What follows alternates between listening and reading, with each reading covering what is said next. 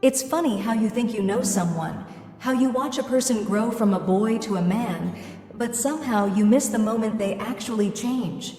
I remember when Jason came into my life, he was just a kid with that scruffy hair, gangly arms, and that half-hidden smile. I could ruffle his hair, tell him to clean up his room, and he'd roll his eyes but obey. Somewhere between all those years, though, the boy disappeared, and I don't know how I missed it. These days, every time I see him, it's like a new kind of awareness clicks into place. I'll catch him walking around the house, and there's a presence to him, a confidence maybe. His shoulders are broader now, filling out his shirts in a way that draws my eye whether I want it to or not. And those arms, they're not the scrawny limbs I remember. They're strong, solid, and there's a maturity to his whole frame that wasn't there before. The kind of frame you'd expect from a man, not the little boy who used to be so quick to call me Mom with a grin. It's strange, unsettling even. I'll be washing dishes and he'll walk into the kitchen, his voice deep when he says, "Hey Claire." He only started calling me by my first name a few months ago. I used to tell myself he was doing it to be polite or to tease me a little. But now, I wonder if there's more to it. There's a warmth that floods through me when I hear my name from him, something that shouldn't be there, something I shouldn't feel.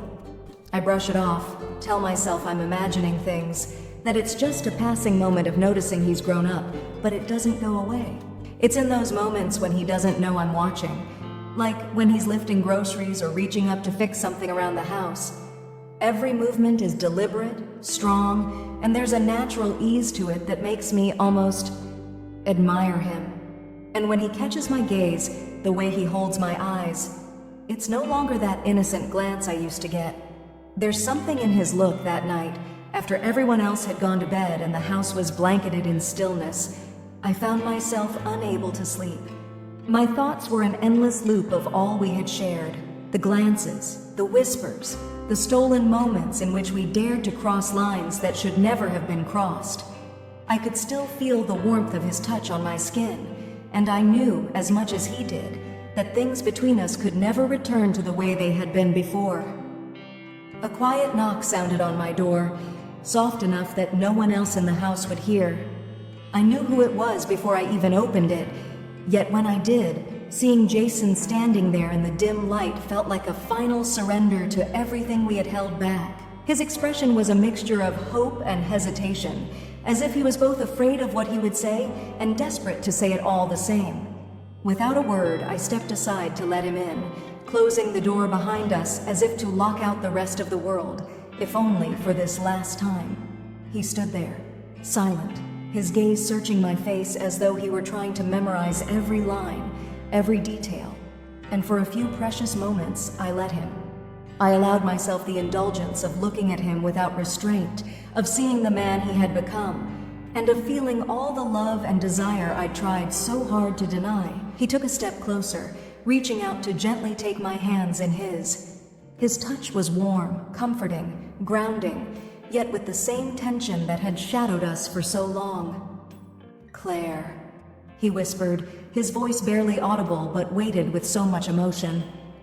"I know we can't keep pretending, I know that this isn't what either of us expected, but I can't imagine my life without you. Not like this." Hearing the pain and longing in his voice nearly broke me.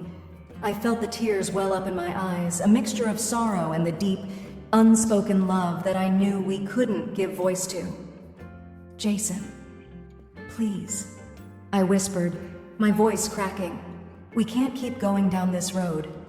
You deserve a life without these complications, without this heartache." His grip tightened, his thumbs tracing gentle circles over my knuckles, grounding me as if he were afraid I might vanish. "I don't care about what's complicated or what isn't," he murmured, his tone fierce. "I care about you, and that's not going to change, no matter how hard we try to ignore it." I felt my heart sink, torn between the warmth of his words and the cold, hard truth. We stood there in silence, our faces close, breaths mingling, each of us knowing that this moment was an ending.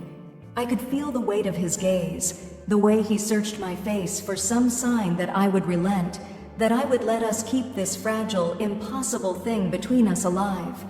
Taking a deep breath, I gently pulled my hands free and placed them on his shoulders, feeling the strength and warmth beneath my palms. I could see the hurt flicker in his eyes, the silent plea that I could feel reverberating in my own chest. "Jason," I began softly, my voice steady despite the tears threatening to spill. "You're everything a woman could dream of. You're kind, strong, thoughtful.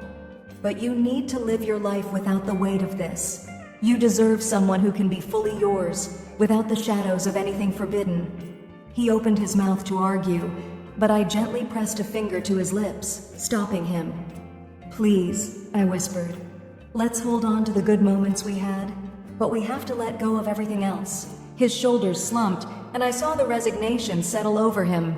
Slowly, as if it took every ounce of strength he had, he nodded. His hands fell to his sides, yet his gaze stayed fixed on mine, as if he couldn't bring himself to look away. The weight of everything unspoken pressed down on us, filling the room with a heaviness that felt both unbearable and necessary. I reached up, brushing a stray tear from his cheek, and forced a small, bittersweet smile. "Promise me, Jason," I murmured. "Promise me you'll live your life to the fullest, that you'll find happiness, that you'll move on." He swallowed hard, his voice barely more than a whisper. "I promise," he said, though the sadness in his eyes told me that moving on would be a long, painful journey. For a final, fleeting moment, we allowed ourselves one last embrace. I closed my eyes, breathing him in, feeling the warmth and the strength that I would miss more than I could ever put into words. And as I released him, I knew that no matter what, this would remain one of the most cherished and bittersweet memories of my life. Without another word, he turned and walked to the door, pausing only once to look back at me. Our gazes met, each of us silently saying goodbye, acknowledging that what we shared would forever remain locked in that room, a precious but impossible love sealed away in the past. And as the door closed, leaving me alone in the quiet stillness, I knew that this goodbye would in my heart, a tender ache that would remind me of him, of us, even as life continued on, something I don't know what to do with.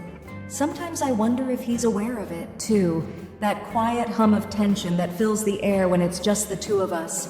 And it's so wrong. I know that. This is Jason, my stepson, and these thoughts, they aren't the kind I should be having, but I can't stop myself from noticing these little things. The way his laugh has a roughness to it now, the way he talks with a confidence that makes me feel a little unsteady. Every time we're in the same room, a part of me feels like it's waking up, like I'm seeing him for the first time. And yet I know that it's been a slow, quiet transformation right under my nose. I try to bury these feelings, tell myself they're just a phase, just a product of loneliness, but it doesn't make them any less real. And each day, as I watch him grow more into this new magnetic presence, I feel something shift inside me, something I can't ignore no matter how hard I try. It's almost as if we're speaking a silent language, Jason and I. Lately, there's this unspoken connection between us, an awareness that builds each time we lock eyes. Just small moments like when I pass by him in the hallway or we're both reaching for something on the kitchen counter. I try to keep it casual, but there's a heat that rises whenever we cross paths, a spark I can't deny. One afternoon, he was home from work early, and I didn't expect to find him lounging on the couch, looking so at ease. I had just come in from the garden, probably looking a mess, but he glanced up, and his eyes held onto mine just a second too long.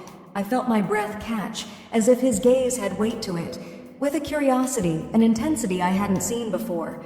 And then he smiled, just a small, subtle lift of the corner of his mouth, as though he knew something I didn't. My pulse quickened, and I had to look away, pretending to be busy adjusting a stray lock of hair, anything to distract myself. Since then, I've caught him watching me with that same look more often. Sometimes it's just a quick glance, but other times it's a stare that makes me feel strangely vulnerable. At the same time, there's this thrill to it, this warmth that spreads through me when I catch his gaze and hold it, even just for a moment. It's as if he's seeing me differently, like he's truly seeing me, and that's a feeling I haven't had in a long time. Last night, I was sitting on the back porch, lost in thought, when he joined me out there. We didn't say much, just sat in a comfortable silence, listening to the evening settle around us. But I could feel his presence, a steady warmth beside me, and every time he shifted, his arm would brush against mine, sending a small electric jolt through me. There was nothing overtly romantic, nothing even inappropriate, but it was the quiet moments between the words, the pauses where we both just felt. It's strange realizing how much I look forward to these fleeting moments with him, as if they're secrets only we share. That small, meaningful tension between us seems to grow every day, as though there's something waiting just beneath the surface. It's foolish, probably, just my mind playing tricks on me. But every time he looks at me that way, or when his hand accidentally brushes mine, I can't help but wonder if he feels it too. And if he does, where does that leave us? The evening was quiet. Just the faint hum of crickets outside and the soft crackle from the fireplace we had lit to push away the chill. Jason had come in a little later than usual, and he seemed worn from the day, but he greeted me with a look that felt somehow different tonight, heavier. There was something in his eyes, an honesty, or maybe vulnerability, that caught me off guard. So when he asked if I'd sit by the fire with him, I felt myself nodding without a second thought. We settled into the warm glow, our chairs angled toward each other, and the silence that stretched between us was almost comforting. I didn't know what to say, but somehow words felt unnecessary. The soft light from the flames flickered across his face, and he looked older, more like a man than the boy I'd helped raise. His jawline, a little sharper in the firelight, his eyes filled with a look I was only just beginning to recognize. I couldn't pull my gaze away from him. He seemed to sense it, his lips curling into a half smile as though he was amused, or maybe even relieved. After a few minutes, Jason shifted, his voice barely above a whisper. "You know, I've been wanting to talk to you about something, but it's difficult." I turned to him, feeling my pulse quicken just at the quiet tone he used. It was as if the words themselves held weight, a kind of tension I could almost touch. "You can tell me anything, Jason. You know that." He hesitated, then looked down, rubbing his hands together, almost like he was nervous. "I've just been feeling something, and I didn't know if it was right to bring it up, but I guess I trust you more than anyone else. So, I thought I should tell you." There was a long pause, as if he was working up the courage to continue. I waited, holding my breath, feeling the air between us grow thick with anticipation. He finally met my gaze, his eyes carrying a softness I hadn't seen before. "Claire," he murmured, and hearing my name like that on his lips did something to me I couldn't explain. "I don't know when it started," he admitted, his voice low and almost hesitant. "But lately, I feel different. When I look at you, I don't see you the way I used to." He paused, his eyes searching mine, almost as if he were trying to see into my thoughts, my heart. "It's hard to put into words, but I care about you, more than I think I should." A shiver went down my spine. I should have been shocked, or maybe even upset, but I couldn't deny the thrill that swept over me. I felt exposed, like he could see right through to the feelings I'd tried so hard to ignore. A part of me wanted to brush it off, to keep things simple, but there was another part, a part of me I'd kept buried for far too long, that wanted him to keep talking, to let me into whatever he was feeling. "Jason," I whispered, not even sure what I wanted to say. His hand reached out and covered mine, warm and steady, and that simple touch felt like a confession all its own. I could feel the roughness of his palm, the strength in his grip, and in that moment, I realized I wanted to hold on to him, to this moment, for as long as I could.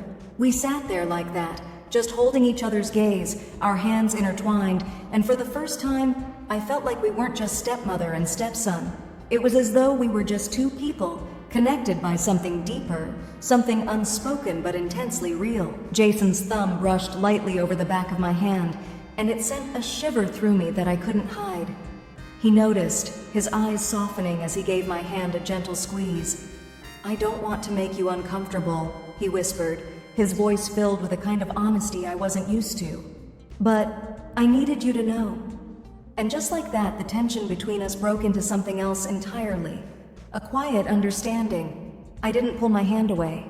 Instead, I held on tighter, feeling a strange sense of comfort, even as my heart raced. We sat there by the fire, wrapped in a moment that felt timeless, as though the rest of the world had faded away, leaving only us in this shared space. Eventually, he leaned in closer, his voice just a murmur. I've never felt this way about anyone before, and I don't know what to do with it, but I know I don't want to lose you, Claire. Those words settled into my heart like an anchor, grounding me in the intensity of the moment. And as I looked into his eyes, I knew that this was more than just a confession. It was a turning point, a choice, and it felt as if all the air in the room had thickened with possibility. One warm, quiet evening, I was in the kitchen finishing up some chores when Jason wandered in, a faint smile tugging at the corners of his lips. He seemed relaxed, but focused, his gaze on me in a way that made my heart race. You're up late, he said softly, coming to stand beside me, close enough that I could feel the warmth radiating from him.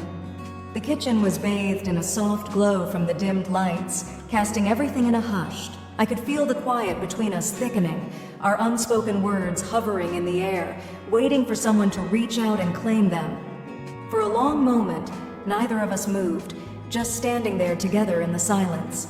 Then, as if drawn by something neither of us could resist, he took my hand, his fingers warm and gentle as they wrapped around mine. Claire, he murmured, his voice soft but heavy with something deeper, something I'd been feeling but was afraid to name. He didn't let go. Instead, he pulled me gently toward him, and I felt a surge of something thrilling, something that felt forbidden and yet so achingly right. Before I knew it, we were standing impossibly close, our faces just inches apart. I could feel his breath on my skin, warm and steady, as he looked at me with a tenderness that made me weak. The world outside this moment vanished, leaving only the two of us, suspended in a place where nothing else mattered. Jason, I whispered, barely able to find my voice. But he only pressed a finger to my lips, as if to say I didn't need to explain, didn't need to resist. Slowly, his hand moved to the small of my back, pulling me closer, his touch firm yet gentle, and I felt myself melting into his embrace. My arms found their way around his neck, and I let myself be held, savoring the strength and warmth of his body against mine. Then he leaned in, and our lips met in a soft kiss. It was a kiss filled with all the words we hadn't said, all the longing we'd kept hidden. His lips were warm, and the way he kissed me, slow, tender, as if he were savoring every second, made my heart race. We stood there, wrapped in each other, exchanging quiet words of affection between kisses, words that I knew we couldn't take back, but that I couldn't help but say. I've thought about this, he whispered, his forehead resting against mine, his breath mingling with my own. More times than I can count. I closed my eyes, leaning into him, feeling the weight of his words settling deep within me.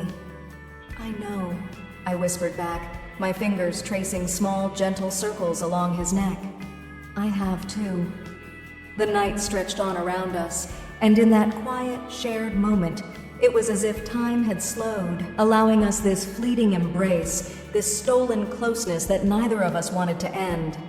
In the days that followed, our connection only deepened. Every glance, every brief touch in passing, every word exchanged in low tones felt electric, with the weight of everything we felt but couldn't fully acknowledge. I could feel Jason watching me when he thought I wasn't looking, and I knew he could sense my own glances, quick. Each of these silent moments held more than I could have ever imagined. One late afternoon, I was in the garden, lost in thought as I tended to the plants, when Jason came outside, his presence steady and unshakable. He joined me, his gaze steady, and as he stood beside me, he finally spoke, breaking the quiet in a voice that was both vulnerable and full of purpose. Claire, he began, his tone soft but resolute. I know this isn't easy, but I can't pretend anymore. I want to be close to you." I turned to face him, my heart racing as I took in the expression in his eyes, a mix of longing and a quiet desperation. He took a step closer, his hand reaching out to gently touch my arm. "I know what we have isn't simple," he continued, his voice steady, "but I don't want to deny it. I don't want to lose this us." Hearing his words stirred something deep within me. His honesty, his openness, it was everything I'd felt but had been too afraid to voice. I felt torn, caught between the weight of responsibility and the undeniable pull toward him. "Jason, I trailed off, struggling to find the right words, to convey the whirlwind of emotions surging inside me.